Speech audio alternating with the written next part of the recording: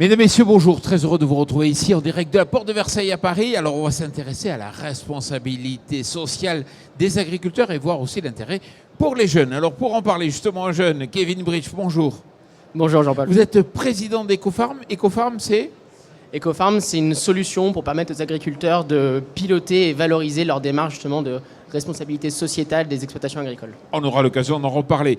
Et à ma droite, Bruno. Bonjour Bruno. Bonjour. Vous êtes directeur commercial régional agriculture de Banque Populaire Auvergne-Rhône-Alpes. Je n'ai pas fait C'est d'erreur. ça même.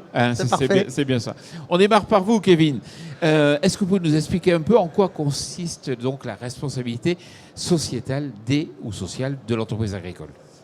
Une responsabilité sociétale, c'est permettre finalement à l'exploitation de mesurer et d'améliorer tant les impacts de l'entreprise sur le monde, donc d'un point de vue environnemental, social, donc sur des sujets de climat, de biodiversité, d'impact économique sur le territoire par exemple, que des sujets de risque, donc justement par rapport au sujet des grandes transitions, transitionner par rapport à un changement climatique, transitionner par rapport à une raréfaction de la ressource en eau par exemple. Donc finalement, c'est prendre en compte tous ces nouveaux paramètres de ce nouveau monde pour derrière prendre les bonnes décisions et avancer dans le bon sens, on va dire. Et c'est important pour le monde agricole aujourd'hui d'en prendre conscience ? Tout à fait. C'est des choses qui sont très concrètes, on va dire. C'est une notion qui vient d'autres secteurs initialement, mais qui finalement est très appliquée au monde agricole, puisque quand on va parler de sol, quand on va parler de ressources en eau, évidemment, c'est ce qui fait le bon fonctionnement d'une entreprise agricole. Et côté banque, quel intérêt d'accompagner justement ? Alors pour nous, c'est très important.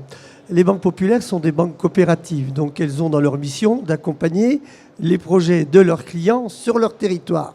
Alors Kevin l'a dit, les agriculteurs ont de vrais enjeux de transition à mettre en œuvre. Alors pour nous banquiers, une entreprise agricole qui va se lancer dans cette démarche de responsabilité sociétale va constituer un vrai atout dans notre analyse de l'évolution et de la pérennité de cette entreprise, par le recul que va prendre son chef d'entreprise, et puis finalement par une stratégie, j'allais dire, plus habile, plus agile, qu'elle mettra en œuvre. Et ce sera un véritable atout. Ce sera également ce qui va valider, certaines fois, et probablement à chaque fois, les investissements éco-responsables qu'elle fera. Alors tout à l'heure, Kevin, on a parlé de l'objectif global. Si maintenant on essaye de descendre dans le concret, ça se passe comment ? Alors nous, le processus qu'on propose auprès des agriculteurs, ça commence par une première phase d'évaluation et de diagnostic. C'est-à-dire qu'on va justement évaluer les performances de l'entreprise sur tous ces enjeux, tous ces défis justement, comme je reviens dessus, biodiversité, sur les sujets des salariés, même le bien-être des exploitants, etc. On va vraiment avoir une évaluation 360, un diagnostic. On va pouvoir faire derrière des recommandations. On va derrière co-construire ce qu'on appelle nous une feuille de transition, un plan de transformation sur 1, 3, 5 ans de l'exploitation agricole. On va pouvoir sélectionner les projets pertinents. Et derrière, on va pouvoir aller jusqu'à la mise en œuvre technique, donc notamment évidemment sur des volets techniques, si on doit changer un itinéraire technique, si on doit planter une nouvelle essence de linéaire de haies par exemple, et soit par nous, soit via des partenaires à disposition, ils vont pouvoir du coup mettre en œuvre et suivre ces projets du coup dans le temps. D'accord, ok. Ça se passe bien, ça prend du temps, c'est un accompagnement sur plusieurs années, comment ça se passe ? Tout à fait, c'est pas un label justement, c'est vraiment une démarche de progrès, donc on est là pour faire un premier diagnostic initial. C'est généralement, on parle souvent de transition entre 3 et 5 ans, le but c'est de mesurer le progrès dans le temps, Donc on fait un diagnostic sur la première année, puis ensuite tous les ans ou tous les 2 ans, en fonction du projet, on va pouvoir venir faire un état de l'art et réajuster si besoin les recommandations et les nouveaux itinéraires. Bruno, est-ce que ça permet d'améliorer les conditions de travail des salariés, d'améliorer peut-être, voire même l'économie de l'exploitation ? Alors, oui, bien évidemment. J'allais même dire que cette responsabilité sociale, elle a 2 niveaux. Elle commence déjà par celle du chef d'entreprise, qui va se poser et réfléchir au cadre dans lequel il travaille, en termes de sécurité, de pénibilité, mais en termes de revenus. Est-ce que les revenus qu'il va tirer de son outil vont permettre de nourrir et de faire face aux besoins de sa famille ?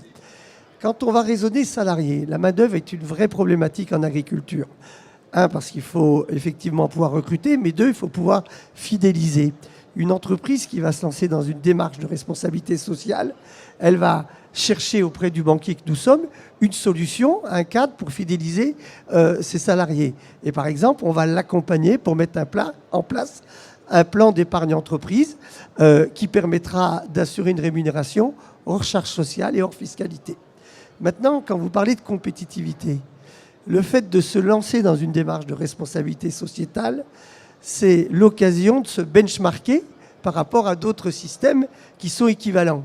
Et dès lors où je me compare, c'est naturel, j'essaye de faire mieux que les autres. Et donc, ça va être un levier pour accroître la compétitivité, j'allais dire, à des coûts maîtrisés. Vous confirmez l'intérêt économique ? Oui, bien sûr. C'est souvent évidemment le premier levier, ce qui fait bouger tout chef d'entreprise, hein, évidemment. En fait, il y a plein de leviers derrière une démarche comme celle-ci. Il y a un premier levier de marge, parce qu'évidemment, quand on va chercher à réduire les intrants, quand on va chercher à réduire la mécanisation, le temps de travail, et bien évidemment, derrière, c'est des charges en moins qui existent sur l'exploitation agricole et donc plus de marge. Moins de risques, surtout, une exploitation qui est plus résiliente parce qu'on va pouvoir justement diversifier, on aura une meilleure fertilité des sols. Il y a des chiffres qui disent que, par exemple, d'un point de vue marge, on peut réduire entre 20 et 35% au niveau des risques. À chaque aléa, sécheresse ou inondation, par exemple, pareil, moins 30% d'impact sur l'entreprise agricole. Puis après, c'est des sujets de valorisation, c'est-à-dire qu'on va pouvoir valoriser sa démarche, c'est là tout l'intérêt aussi. Donc que ce soit auprès d'une banque, évidemment, la Banque Populaire est là pour ça aujourd'hui, mais aussi évidemment auprès des filières ou des consommateurs, via différents outils et leviers pour le faire. Et après, il y a encore d'autres leviers. Donc un autre levier, ça va être sur les sujets des paiements pour services environnementaux, par exemple, des éco-régimes aussi, évidemment, liés à la PAC. Et le dernier, peut-être aussi qui est intéressant, c'est que vu qu'on vient de travailler sur le capital naturel et humain de l'entreprise agricole, dans le temps, l'idée d'améliorer ces capitals-là va évidemment faire que l'entreprise agricole vaudra plus cher finalement. Donc, au final. Donc l'intérêt est évident.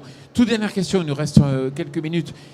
Au début, vous avez parlé de l'intérêt de l'accompagnement, mais concrètement, comment justement vous accompagnez ? Alors en fait, il y a deux niveaux d'accompagnement. Le premier niveau, c'est l'acculturation de notre réseau de conseillers clientèle agriculture.